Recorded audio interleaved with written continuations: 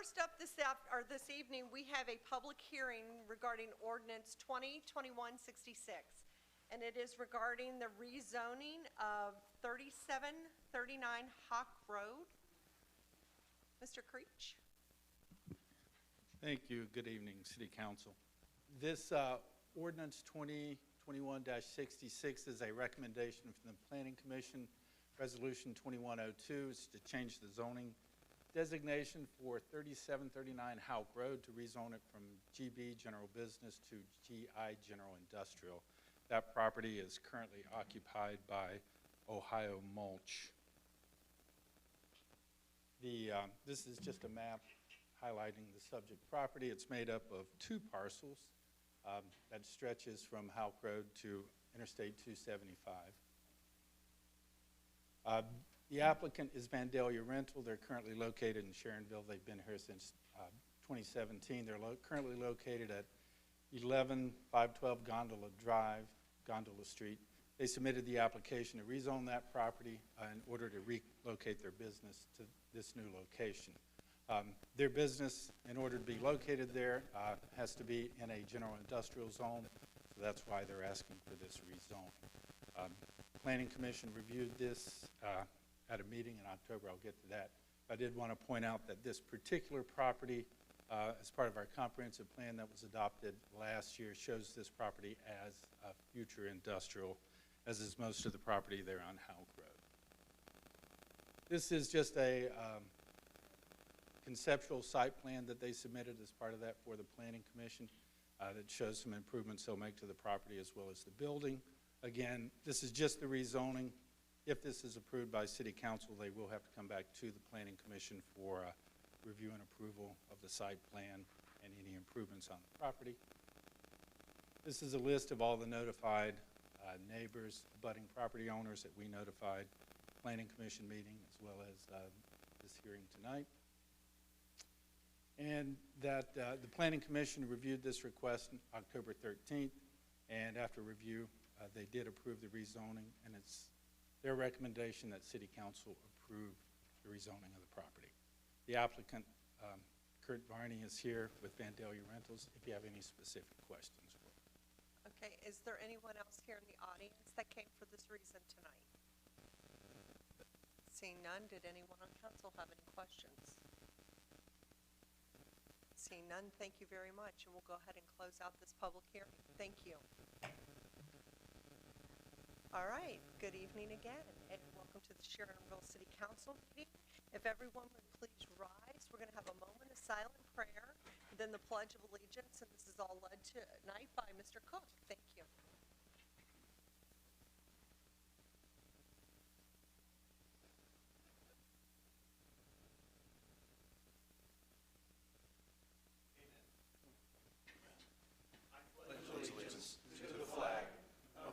States of America, and to the republic for which it stands, one nation, under God, indivisible, with liberty and justice for all. Thank you. You can be seated. Roll call, please. Mr. Tankersley? Here. Mr. Wilson? Here. Mr. Lippert?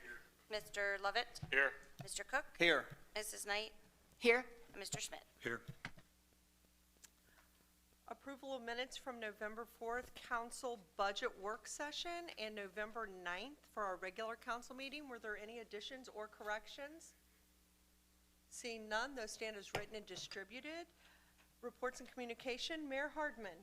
Ms. Hoppy, if you would join me up front, I would appreciate it. I'm excited to do so. And I see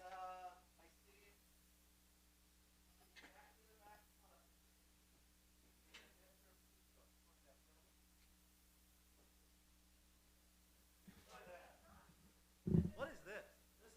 That's a little bit different than what last time I saw you. That's what retirement looks like. All right. Santa Claus job. Is like, I hear they're looking for him. Is that it? You know, this is always a great time to get together. It is always great to see all of you great men and women. I called the two of them up here because it is in their shoes that our new chief will be following. And he's got some tough shoes to fill. We thank Frank for the time that he spent with us over the last couple of months. He's going to stick around for a little while and help and continue to work on making sure that we have the best fire department that we can be. And obviously, we know the great work that Chief Mackey has done with us, and we may have some news on him coming up soon, too. So we'll see how that goes. But in the meantime, Chief Sunderman, come on down. I call him Chief because he's actually been Chief now for a few days, weeks. But this is the formal beginning of week 3. Has it been that long already? Come on up, come up right here. Come up right here. Is it? You know, mine's turning gray, too. So, all right. So this is Dan Sunderman. And Dan began his firefighting career as a volunteer EMT in Batesville, Indiana. After graduating from Xavier University, he completed Bethesda North's paramedic program, was subsequently hired by the Sharonville Fire Department in 1996 as a part-time paramedic. He was promoted to full-time about a year after that, July of 97. He continued his education, graduating from the Ohio Fire Academy in 1998. Completing the Ohio Fire Executive Program at The Ohio State University in 2010. He was promoted to lieutenant in 2002, battalion chief in 2018. He and his family called Sharonville home for 17 years before moving to Sunman, Indiana to be closer to family. He is now the new fire chief of the City of Sharonville Fire Department. Dan, go ahead and let us know all who's here to celebrate you tonight. Well, we'll start with the lady who started all this, my mom, Mary Jo, and my sister, Janet, and my sister, Karen. My brother, David, there, I think gets the furthest traveled award from Houston, Texas, with us tonight. So, and a very good family friend, Diana, there. It's Thanksgiving week, too. Let's not give them too much credit tonight, all right? So, then we'll go...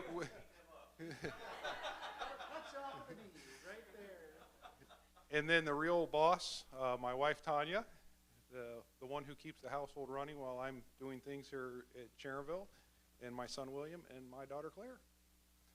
And obviously my firefighter family. Thank you everybody for coming out. Appreciate it. I've got a 17-year-old at home too. I think I know who the real boss of the house is right now, or who I think she thinks is. Anyway. All right, are you ready? I'm ready. Raise your right hand. Repeat after me. I, Dan Sunderman, do solemnly swear that I will support the Constitution of the United States of America, the Constitution and laws of the State of Ohio, and the City of Sharonville, and that I will honestly and faithfully discharge the duties of the office of Fire Chief, to which I have been appointed according to law and to the best of my ability. Congratulations, sir.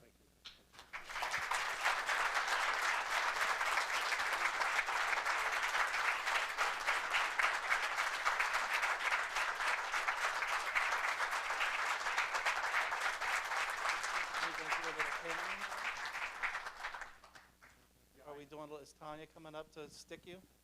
I think, I explained to her 10 minutes ago, this is a pinning ceremony, not a stamping ceremony.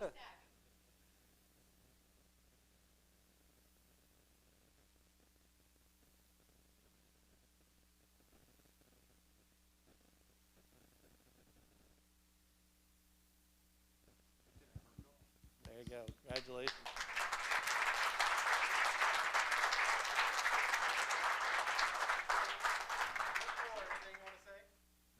Oh, gosh.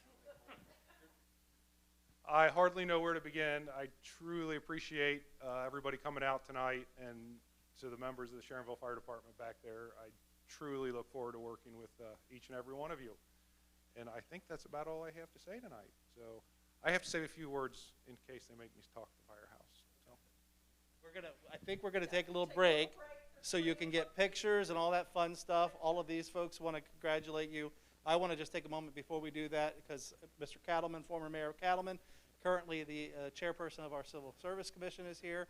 I want to thank them and his entire crew there for the hard work they did in making this process as smooth and quick and hopefully painless for you and all the other candidates to get to where we're at. So thank you, Paul, and Dan. We're looking forward to a great 40 or 50 years.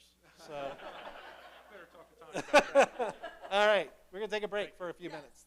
Congratulations, Dan.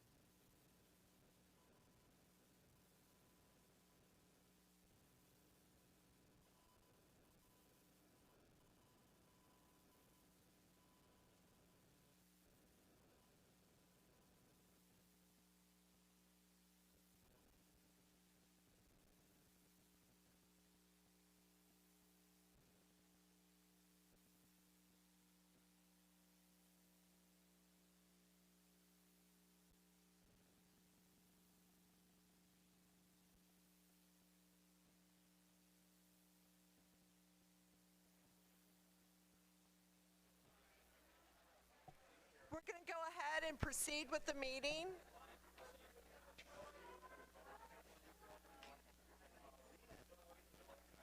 Did everybody get all the cookies they want? No, seriously, I'm going to send them to the firehouse.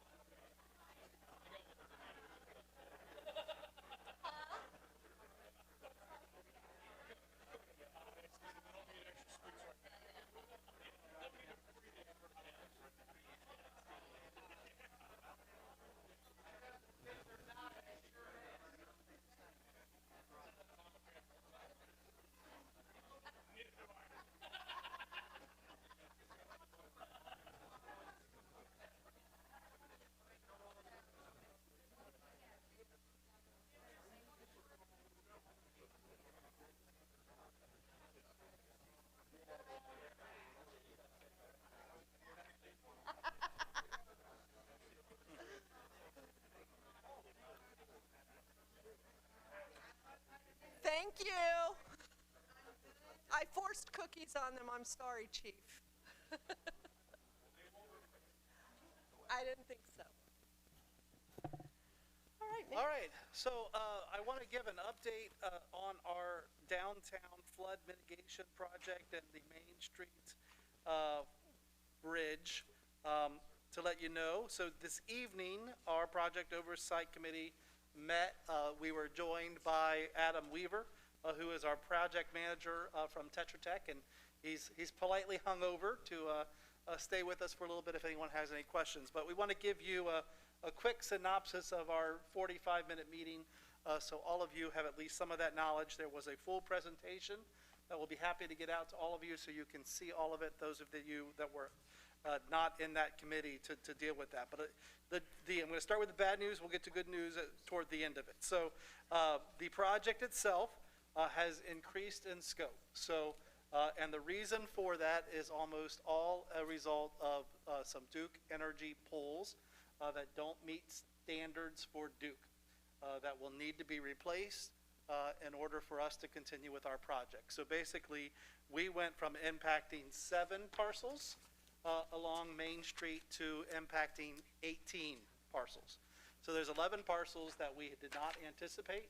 I will say this, the impact is minimal for most of those 11 parcels. It entails new poles where poles exist, and it entails the overhead wires. So basically there's no contact to the property, but it's the overhead wires that going by. The problem is, and why it's a problem for us, an additional cost to us, is because Duke doesn't have an easement for any of their current wires on those 11 properties and poles. And so for them to do the work they need to do for our project, we have to acquire the easement because Duke says, if it wasn't for your project, we wouldn't need it, and therefore you all are responsible for it. So we're going to do our best to get information out to those 11 folks as quickly and as soon as possible so they know what we're doing.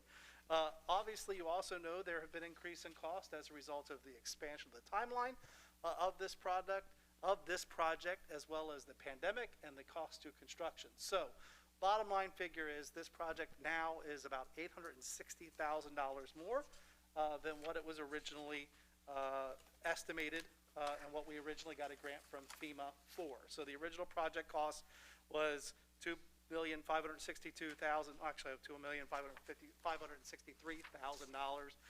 It is now, and I think we have a pretty good firm estimates that might be a little higher than what they need to be, but we're conservative, I think, is what Tetra Tech is looking for, rather than having to come back and say, you know, costs are higher. But now the total project cost is $3.424 million, just to round it up. So the question is how are we going to find that delta that exists there in the cost of the project? We've already kind of found 200,000 of it because we knew these costs were increasing and put money aside to deal with some of that. It turns out that FEMA might actually have some additional funding from the pot of money that was funding this project in the first place. So we're going to be reaching back out to them, and we think there's a good possibility they'll dip into those dollars that are left over to make this project a reality.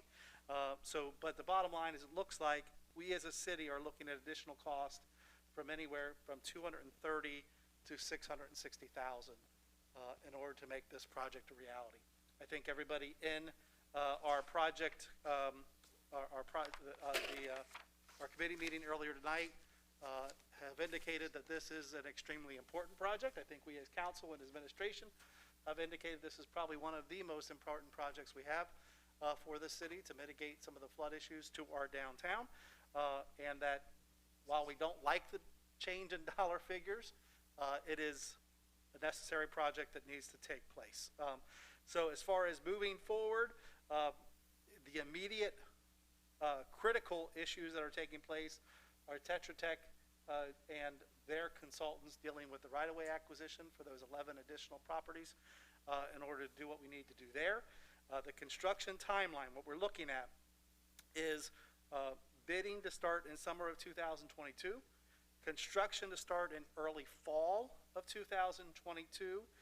Duke is going to have to shut down those wires. That should probably happen in the fall of 2022 with completed construction in about 1 year worth of construction, am I correct? So we're looking about fall of 2023, but final, everything done, all the cost in, everything going to FEMA, all that stuff complete, tied up with a bow. We're looking at March of 2024 is the time frame we're looking on that. So the good part of that is if you recall, one of the things we talked about was whether or not, this was all supposed to be done in 2022, by the way, whether or not FEMA was going to give us an extension on the grant in order to make that happen. Originally, we're like, well, we're not even sure we're going to get a 1-year extension, so now we were looking for 2 years. We have heard orally that we are getting that extension.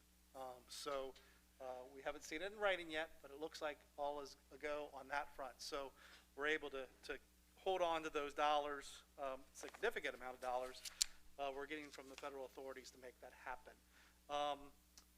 Like I said, we'll get this presentation out to all of you. If you have any questions, you're welcome to inquire of Jim, myself. We'll be happy to get Tetra Tech involved if you need them. Adam is here. If anyone has any questions that need his technical expertise on top of that. But that is what I had on that project for this evening. Any questions for Adam or for me on that before I move on to our next issue? Adam, thank you for joining us. Thank you. Glad you could celebrate our new fire chief with us. So appreciate it. Thank you.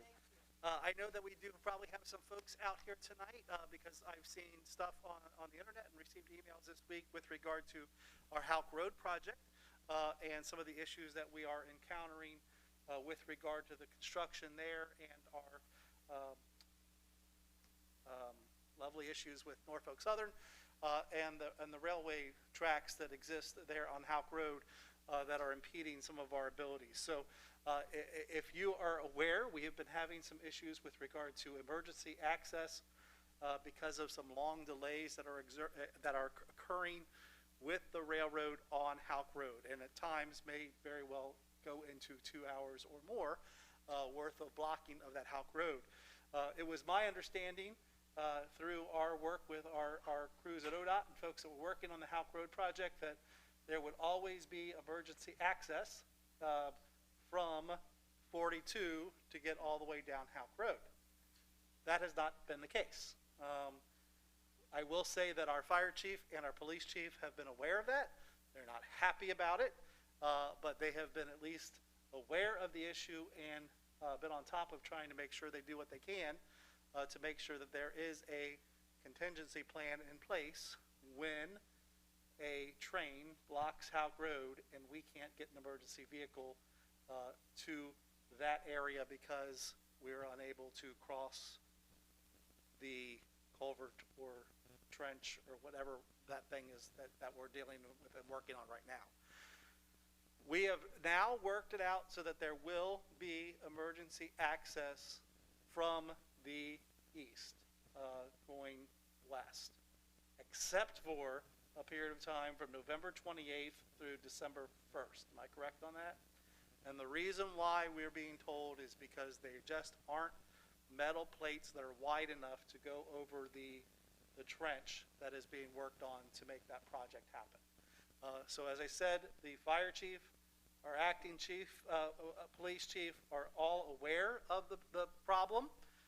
Like I said, there are contingencies in place should there be a medical emergency. They worked it out so air care will fly in if need be. We know what our paramedics can do if they need to hoof it over that trench in order to get to somebody on the other side. It still doesn't help with the situation of somebody who's stuck in there if a train happens to come in as not an emergency purposes, but somebody just needs to get home or needs to leave, it needs to go from point A to point B.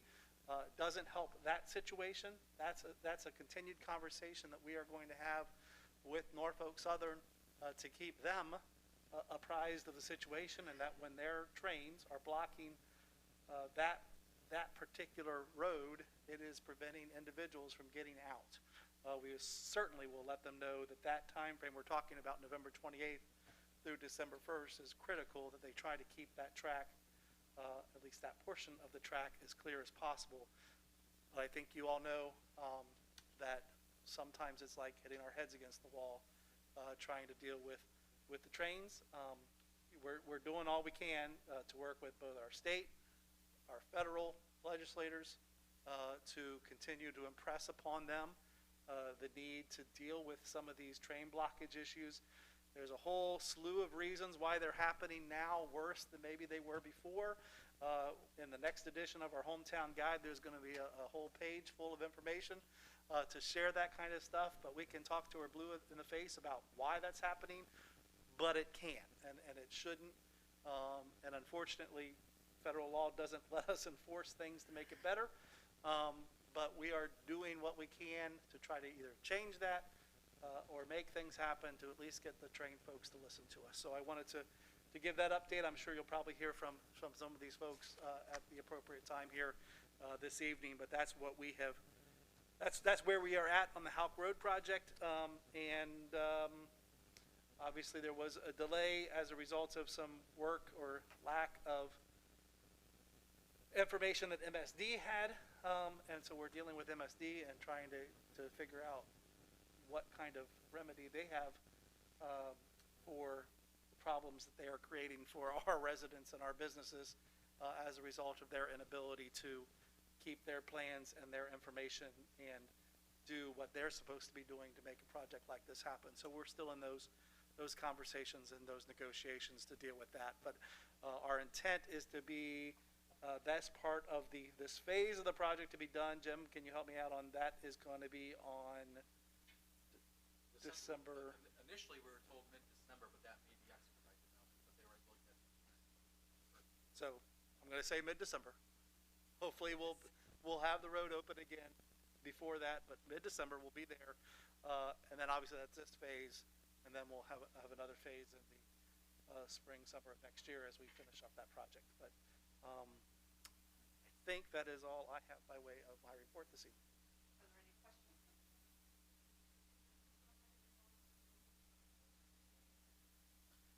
In addition to what the mayor said about some good news from FEMA about the 2-year extension and other things, we also got some good news regarding our Kemper sidewalk project. We opened up bids this morning. We had 3 bids totaled, and the low bid is apparent low bid is just under our revised engineer's estimate. So assuming there's nothing wrong with that bid, we'll be proceeding forward, and I'll get you more details soon about that.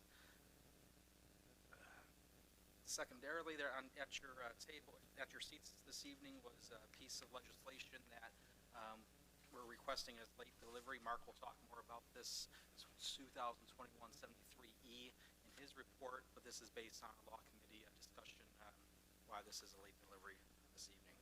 Third, we are requesting an executive session this evening for litigation purposes. And then going into the legislation, Ordinance 2021-66 was the subject of the public hearing this evening. Ordinance 2021-68E deals with establishing new age limits for police and fire departments appointments. And if you remember, this was tabled at the last council meeting. We're bringing it back now with an age maximum for both departments at age 40, which both Dan and Acting Chief Bruce were comfortable with. 2021-70 through 72E. Scott's here this evening to talk about those.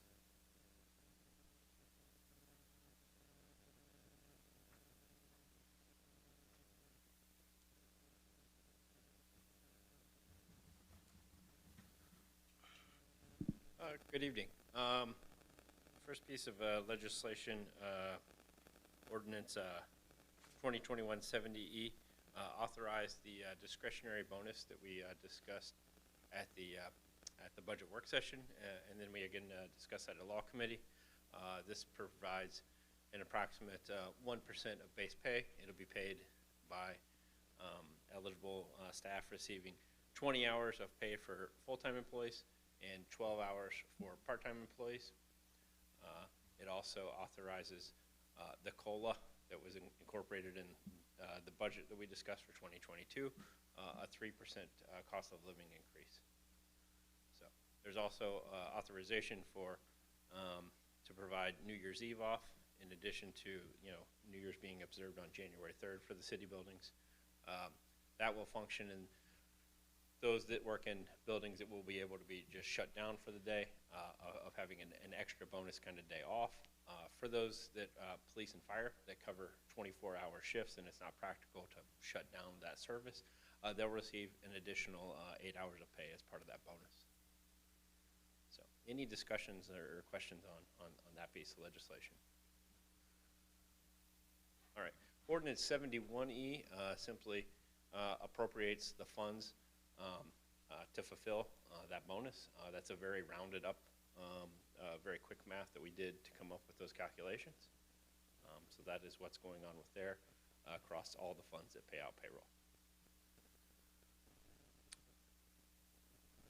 We also touch on really quick at a high level, but we also did the bid opening here in the last week and a half for the convention center project. That bid opening was successful. Maybe not exactly, as low as we were hoping for, but we do have a viable project. We're looking for some other sources, maybe some state capital grants, trying to fulfill the equipping of the kitchen. But the other aspects of that project we were wanting to get incorporated, we are.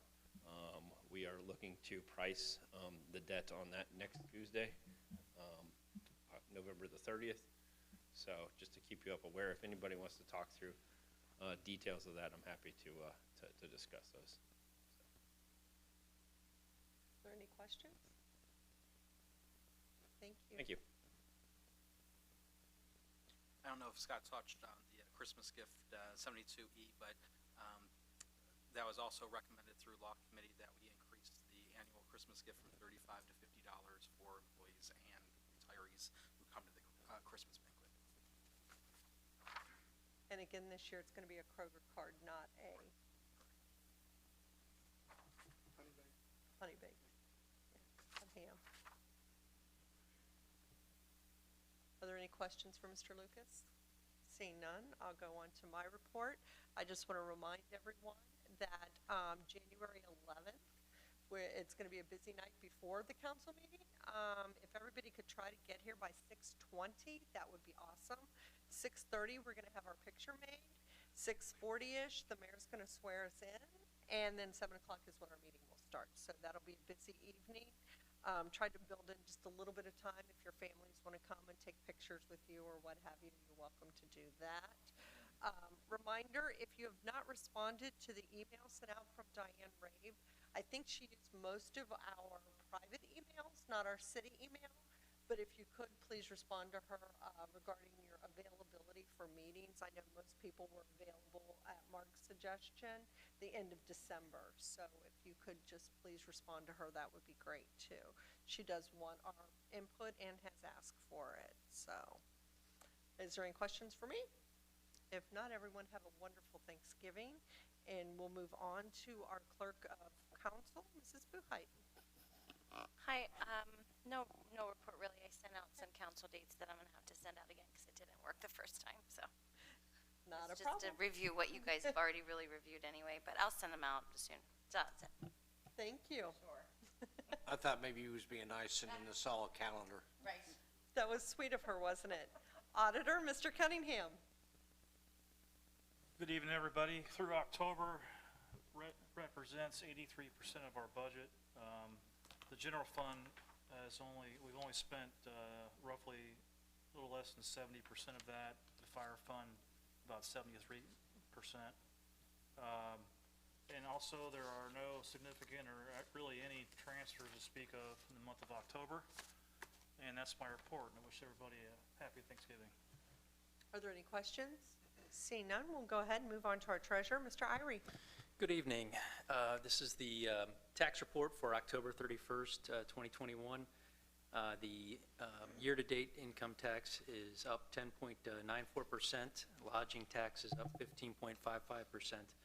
And you may have noticed on the report that the compared to year-to-date 2019, we're actually up 4.7%, which is, of course, pre-pandemic, so that's a good sign.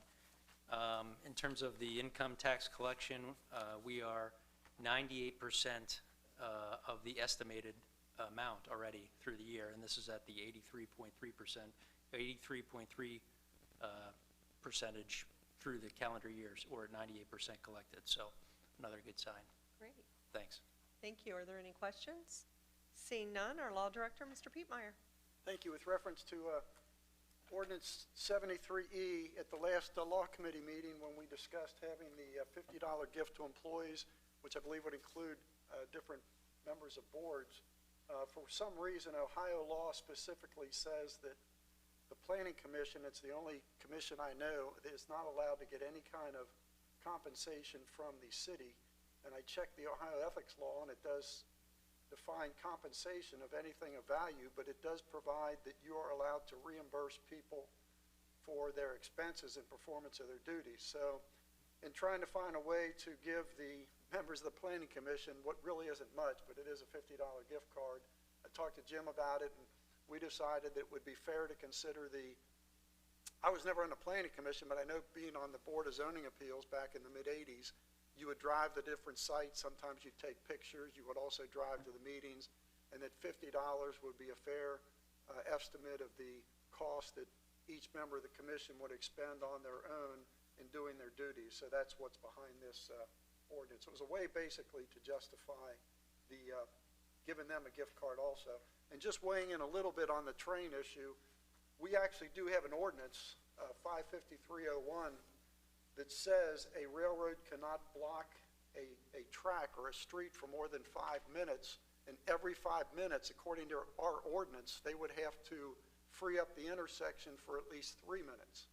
Way back when, we used to do that, and then some time ago, there was a federal case that said no municipality or state in any fashion can have ordinances like that. And I know when I was first doing mayor's court, there was an attorney that would show up, and we had kind of a gentleman's agreement. Even though it was a first-degree misdemeanor, he would always come in with a check from the railroad, basically as kind of a good neighbor measure to pay $250 for every violation. And sometimes we would have several of those each week. Then I think they got some new management at Norfolk Southern. They had a new attorney, and the first time the new attorney showed up on one of these cases, she had a motion to basically throw out the case because federal law did not allow us to do that. And she was 100% right, and the magistrate agreed. So that was probably 4 or 5 years ago, and as a result, we haven't had any of those citations in the last few years because legally we cannot do it. If we could, we would, and we used to, but since we can't, we no longer can cite them. And I know Kevin's been working to try to, it's frustrating for a lot of communities like ours that have a lot of different major roads blocked by the trains, but legally there is absolutely nothing we or any city in Ohio can do about it. So that's kind of what we're stuck with. So I just thought I'd weigh in on what Kevin said before on that because I've dealt with it in mayor's court also.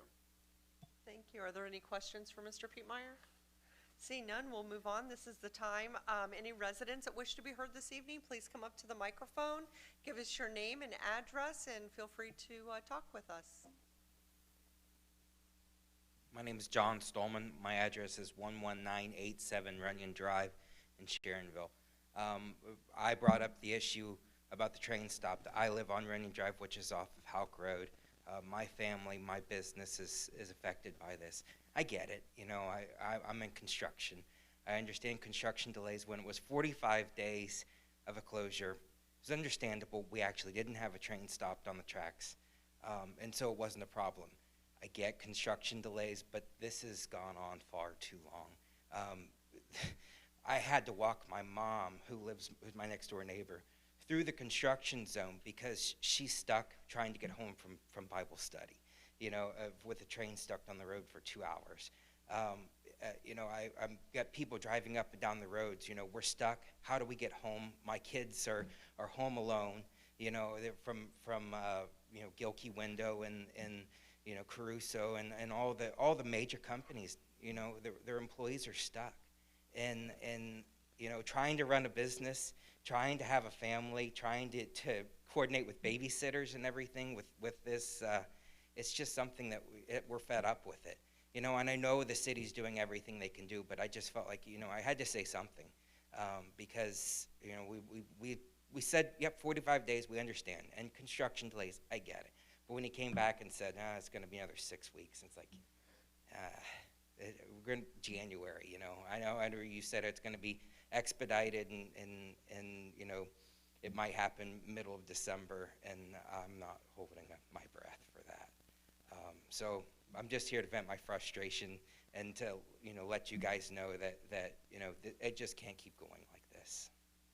And I think we all understand, and quite honestly, if you don't bring it to our attention, we're not in that area a great deal, although I do drive by there on my way to work and things, but not all of us are in that area or in the situation that you're in. So it helps us know what's going on in the city, so you're not doing anything wrong. We appreciate it, okay?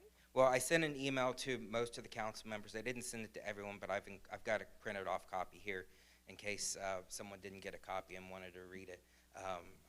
And I think most of us didn't answer you because the mayor did. Right. so Oh, and I appreciated that. But then I said, I replied back to him. I don't know Yeah. if I copied everyone on it, but I said, Princeton Bus Garage is there on Yes. Houck Road. If this were to happen during school, and you had, I don't know how many buses they have, but if you had all those buses stuck in there, it would be a catastrophe trying to orchestrate all those parents coming to pick up their kids because the buses couldn't get through. Yeah. And I know that there's more construction planned where it's going to turn into a one-way when they go to expand the rest of it. And I hope to God that happens during the summer because trying to get all those buses, and to deal with this train stoppage, it would be a nightmare. So. Okay, thank you. Did anyone else need one? Over here. Thank you. Did anyone else want to speak this evening? My name is Jeff Trammell. My family owns RJR Radiator up on Houck Road. Just to piggyback on what he said, again, my family's based in construction from years ago. You guys probably remember R.L. Trammell. We get it, we understand, but like he said, this has gone on far too long. And he and I talked earlier about the Princeton school bus issue. Beyond the safety aspect of EMS, what about Right. a fire? Right. I mean, you guys are talking about you make contingency for EMS to get in, but what about a fire? Are you going to airdrop water? We'll figure that out. I'm sure our fire department have long hoses, and they'll get something there. There are ways to get around What some would the of it. city do if you guys had built the fire or the new police department one block to the north? You're exactly right. You're exactly right. And I don't think anybody was planning on train stopping like they are. And that's becoming an issue, not just on that track, but on the track over on Sharon Road. And there's just But innate other problems roads- all over. But other roads have access off of their road. Right. We are Exactly. stuck. You are stuck right now. And You mentioned earlier that now they're talking about it's going to be wide open. The trench is going to be open from the 28th through the 1st, you said? yes. It's wide Yes. open now, and it has been for 2 weeks. Yes, we know that now. It's going to be closed up until the 28th. Is that, am I right, Dan? Is that the current? So you'll be able to have. Business day tomorrow. I thought you said that it was going to be open from, No, there'll be emergency access from the tomorrow into business tomorrow. until the 28th. From the 28th to the 1st, there will be another non-emergency access. And then by mid-December, the road should be opened up, period, until Here's hoping. the construction starts back up again in spring. Is that when we're anticipating the next phase? Yeah. Spring of next year. Okay. Thank you. Anyone else? Okay, we'll move on to our council committees. Community Development, Mr. Tankersley. I have no report. Thank you. Community Services, Mr. Lippert. We are not scheduled to meet in December, so no report. Thank you. Happy Thanksgiving. Thank you. Budget and Finance, Mr. Cook. Thank you. Our next Budget and Finance meeting will be next Tuesday at 6 p.m. in the Administrative Conference Room. Any questions for that? All right, I'll move into Project Oversight. Nothing to say. The mayor had summarized it perfectly of where we stand for the FEMA project. Thank you. Perfect, thank you. Honored citizens, Mrs. Knight. Yes, tonight I actually have my honored citizen in the audience. If Ashley would please, Ashley Williams, yes, come up to the mic so we can see you. And I'll read her, she's retiring from the Army. She joined the Army 20 years, right?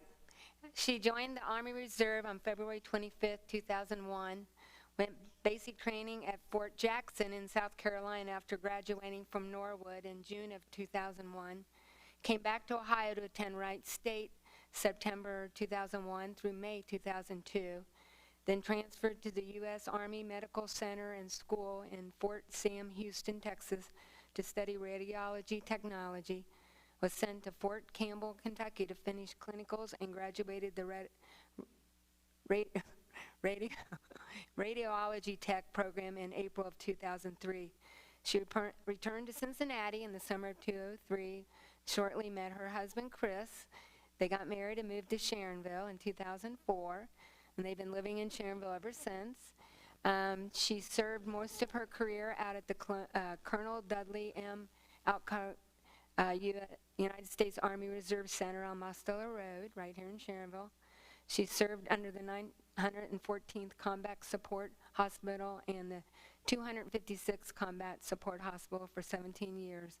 The last 3 years transferred to Black Lick Army Reserve Center to serve under the 311th Field Hospital. She's married to Chris, who's here, and she has Joy and Corbin, who are not here, but she has Casa and Aurora Williams here, and she has a grandson, Thomas. And we just want to say thank you so much because we really appreciate everything you did, and living in Sharonville, you make us real proud, so thank you. Thank you. And I want you to come here, and everybody's going to close. Scotland said they can shake your hand. Congratulations, thank you for Thank you. Thank you, hon. Thank you. And that's my report. Thank you. Oh, you're fine. Thank you for your service.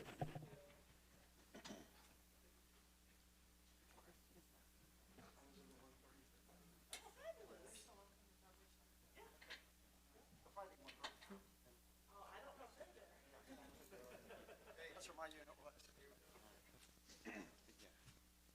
Thank you very much for coming in. And you guys are welcome to leave.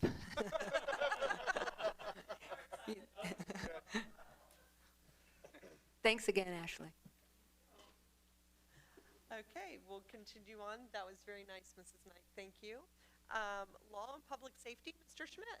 Yes, thank you. The next meeting of the Law and Public Safety Committee meeting will be December 7th, 4 p.m. in the Administrative Conference Room. And happy Thanksgiving to all. Thank you. Rule suspension motion, first and only reading with immediate effectivity for ordinances 20, or wait, let's, before we do that, let's do, is there a motion to accept the delivery on ordinance 2021-73? So moved by Mrs. Knight, second by Mrs. Cook. Is there any discussion? Seeing none, all those in favor, yes? Yes. Those opposed, no. We'll accept late delivery. Motion, first and only reading.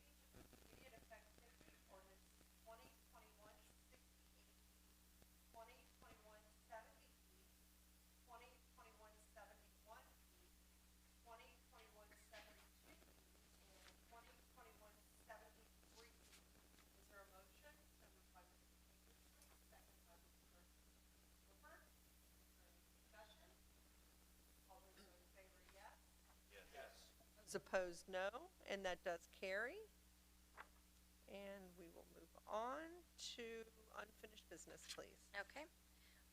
Third reading of ordinance 2021-66, adopting the recommendation of Planning Commission to amend the Planning and Zoning Code of the City of Sharonville to change the zoning designation for 3739 Houck Road from general business to general industrial.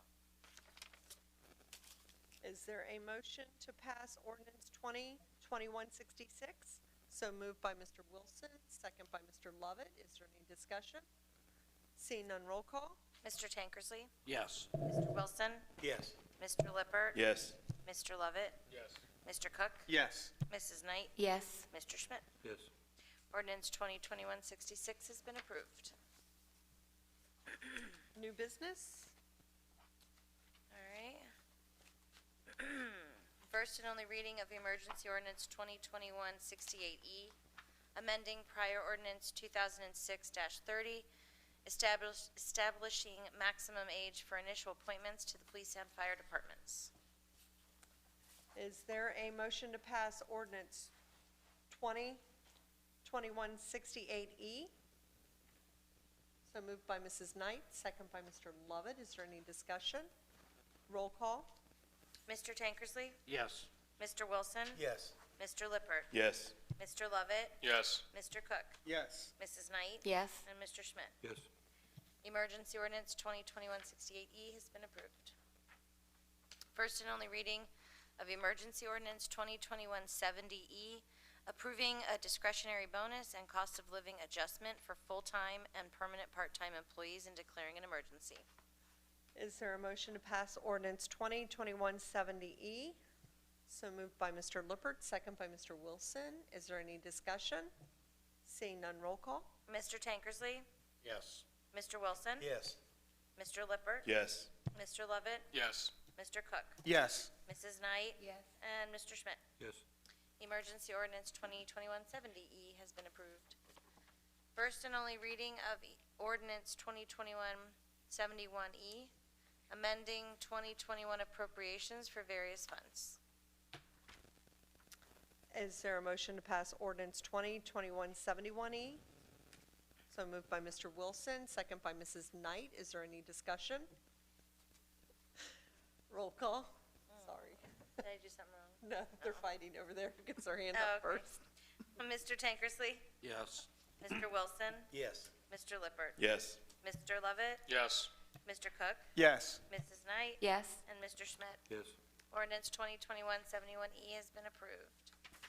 First and only reading of emergency ordinance 2021-72E, providing Christmas gifts for city employees in 2021 and declaring an emergency.